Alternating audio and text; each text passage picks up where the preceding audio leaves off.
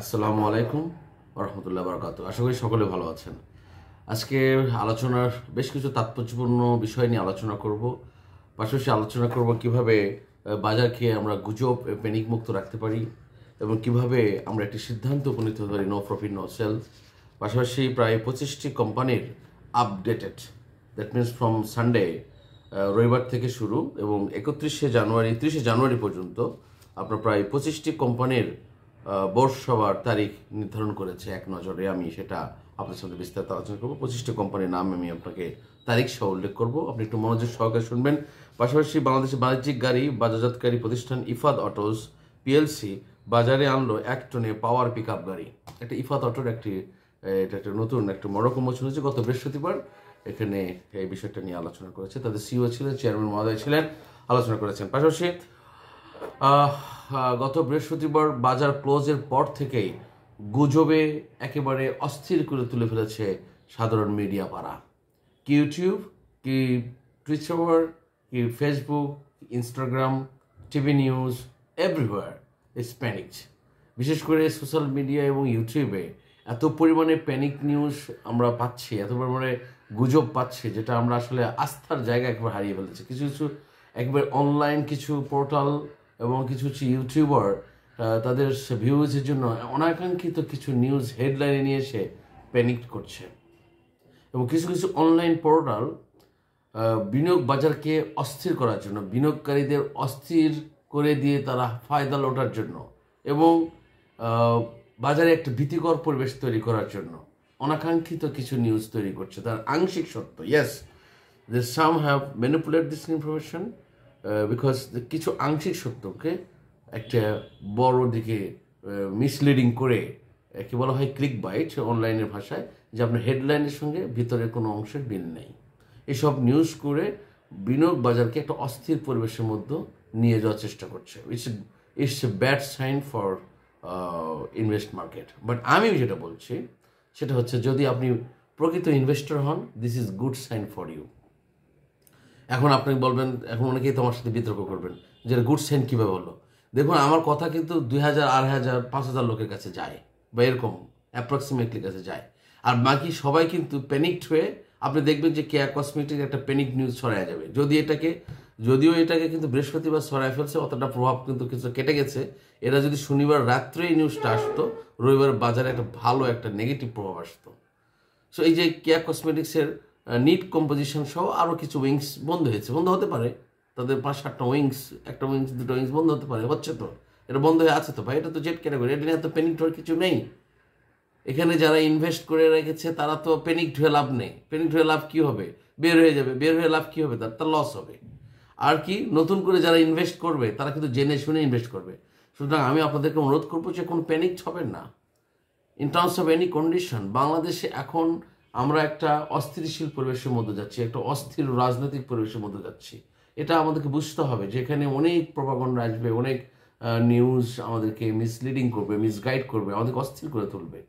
দিন শেষে এদেশ আমার, এদেশের নাগরিক আমরা, আমাদের তো যাবার কোথাও জায়গা নেই। সুতরাং আমরা এই দেশেই থাকতে হবে এবং এই পরিবেশকেই মিনিমাইজ করে, ম্যানেজ করে, কন্ট্রোল করে, তথ্য নির্ভরে সমৃদ্ধশালী হয়ে একটি সুন্দর পরিবেশের মধ্যে যেতে হতে পারবো না, কিন্তু এই পরিবেশের মধ্যে থেকে আমাদেরকে বেঁচে থাকার অবলম্বন বের করতে হবে। পাশাপাশি এই মার্কেট থেকে আমাদের প্রফিট টেক করতে হবে। কীভাবে করতে হবে এই কৌশলটা জানার জন্যই কিন্তু আমাদের এই কথা বলা, আমাদের এই আয়োজন।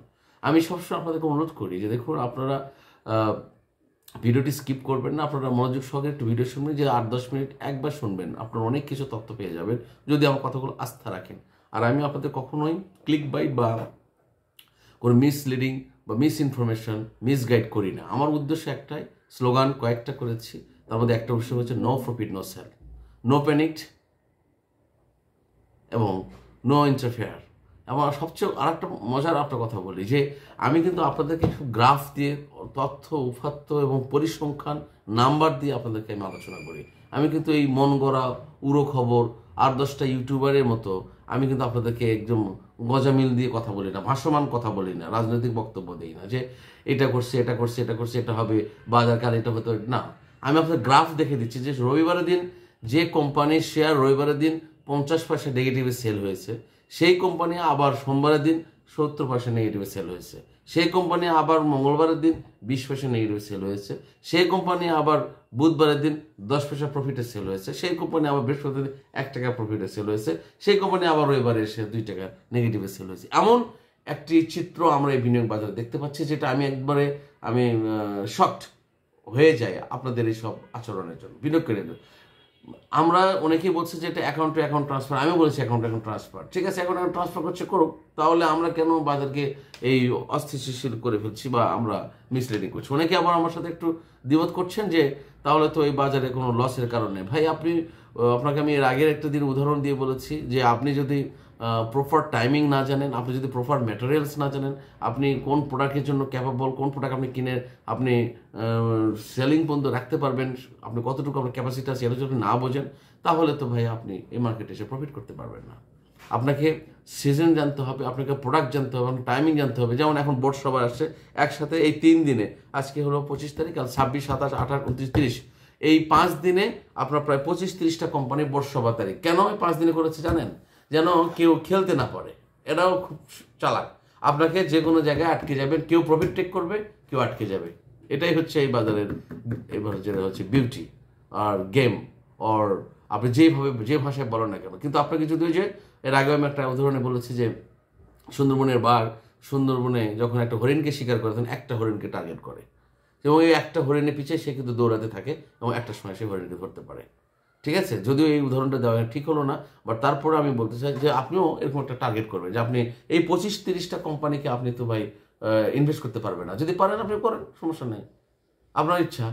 কিন্তু আপনাকে দেখে শুনে বুঝে একটি কোম্পানি বা 2টি কোম্পানি আপনি টার্গেট নিয়ে সেটাকে gradually slowly step by step invest করে প্রফিট দিয়ে যেতে হবে। সো আপনাকে এই বাজারকে আমি দোষ দেই না, এর কারণ হচ্ছে যে আমরা অনেকে ভুল তথ্যের সাথে আমরা স্রোতে গা ভেসে দিই, আমরা এই গুজবের সাথে একদম প্যানিকটের সাথে অস্থির হয়ে যাই এবং আমরা এই কোম্পানি ছেড়ে দিই, 1 টাকা লস দিয়ে ছেড়ে দিই, 50 পয়সা ছেড়ে দিই, বা আজকে সেল করে আসলাম 20,000 কত 5,000 টাকা লস দিয়ে 20 পয়সা লসে সেল করে দিয়ে আরেকটা কিনছি। ভাই ওটা তো আপনি আবার লস দিচ্ছেন, মানে একটা ভুল করেছেন আপনি আরেকটা ভুলকে কেন জন্ম দিচ্ছেন? আপনি একটা ভুল করেছেন, একটা ভুলকে আপনি কি করবেন, স্টাবলিশ করে সেখান থেকে প্রফিট নিয়ে বেরোয় আসেন। আপনি তো একটা ভুলকে স্টাবলিশ করেছেন, পাশাপাশি আরেকটা ভুলের দিকে আপনি অগ্রসর হচ্ছেন। You don't know that company যে আপনাকে প্রফিট এনে দিবে, আপনি জানেন? কে বলেছে? আপনার বন্ধু? কে বলেছে? আপনার এই ব্রোকার হাউসের আপনার সে কলিগ বা ফ্রেন্ড, ওয়েল উইশার, সে যা কি জানে? এই বাজারকে আমরা নষ্ট করেছি।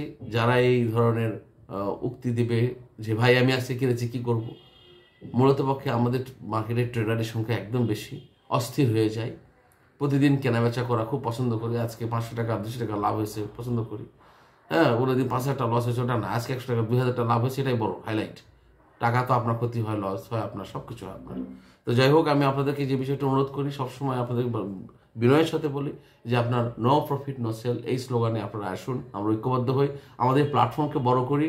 আমরা যদি একটা বড় প্ল্যাটফর্ম করতে পারি, ধরুন আমার ভিডিও বক্তব্য যদি আছে 50,000 1 লাখ লোকের কাছে আমরা চলে যেত, তাহলে আমরা বাজারকে অনেক কিছু করতে পারতাম, আমরা ভালো একটা অবস্থান তৈরি করতে পারতাম যে আমরা এটা সেল করবো না।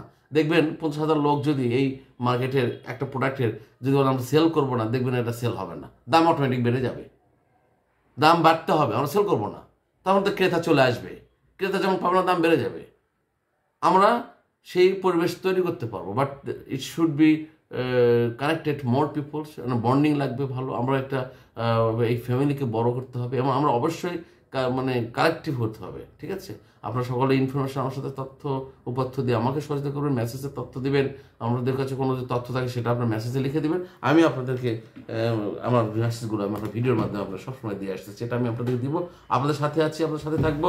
আপনাদের প্রতি অনুরোধ থাকবে যে আপনারা কেউ ভুল বুঝে দূরে সরে যাবেন না বা ভুল বুঝে কেউ ক্ষতিগ্রস্ত হবেন না। সো এই ফটোটা নিউজ আর 25টি কোম্পানির নামে তালিকা দিয়ে আমি আপনাদের শেষ করছি এবং আগামীকালের বাজার আশা করি যে একটা গুজব মুক্ত থাকবে এবং প্যানিক মুক্ত থাকবে এই বিশ্বাস আমি করি। সো 1 নম্বরে রয়েছে, আমি 1 নম্বর হচ্ছে সিরিয়াল। কোম্পানিকে কখনো কোনো কোম্পানিকে আমি 1 নম্বর 2 নম্বর 3 নম্বর 4 নম্বর বলতে পারি না, it's a matter of serial number only. So please আমার ভিডিওর মধ্যে দিয়ে আরেকটা কথা বলতে চাই, কোনো বাই করা বা সেল করার নির্দেশও দিয়ে না, করাকে পরামর্শও দিয়ে না, আপনার সিদ্ধান্ত। আমরা অনেকে মানুষের ভাই আপনার কথা শুনে কিনেছি, এইসব কথা বলা মাত্রই আপনি একটা বাচ্চা, আপনি একটা শিশুর মতো কথা বলেছেন। This is your money, this is your profit. I'm not benefited about your buying or selling. So why should you giving this recommendation, or why should you give the reference? Should I say to you যে আপনি এটা কিনেন? একদম ছেলে মানুষের মতো কথা বলেন যে আপনার কথা শুনে কিনেছে। Why? This platform is only about the sharing our knowledge, information. We love each other, we respect each other, we share our information each other. If you have any message, please আপনি write down in the comments, আমি সেটা নিয়ে নিব। আপনারা 2000 লোক আমাকে একটা তথ্য দেন, আমি আমার তথ্যগুলো ডাইলুটেড করে মিক্সিং করে সুন্দর করে প্রেজেন্ট করে আপনাদের সামনে দিই, তাই না? তাহলে তো একটা সুন্দর পরিবার গড়ে উঠলো। সো আমরা প্রত্যেকের সাথে, প্রত্যেকের সম্পৃক্ত, প্রত্যেকের সাথে আমরা মেসেজ, তথ্য আমরা শেয়ার করি। এটাই আমাদের এই কমিউনিকেশনের মূল প্রতিপাদ্য বিষয়। সো আসুন চলে আসি। আজিজ পাইপস 28 জানুয়ারি 2025, কোহিনুর কেমিক্যাল 29 জানুয়ারি 2025, মুন্নু সিরামিক্স 29 জানুয়ারি 2025, মুন্নু এগ্রো 29 জানুয়ারি 2025, আনোয়ার গ্যালভানাইজিং 29 জানুয়ারি 2025, অ্যাপেক্স ট্যানারি 28 জানুয়ারি 2025, মতিন স্পিনিং 29 জানুয়ারি 2025, রেনউইক জঙ্গেশ্বর 28 জানুয়ারি 2025, অলিম্পিক অ্যাক্সেসরিজ 28 জানুয়ারি 2025, ঝিল বাংলা 27 জানুয়ারি 2025,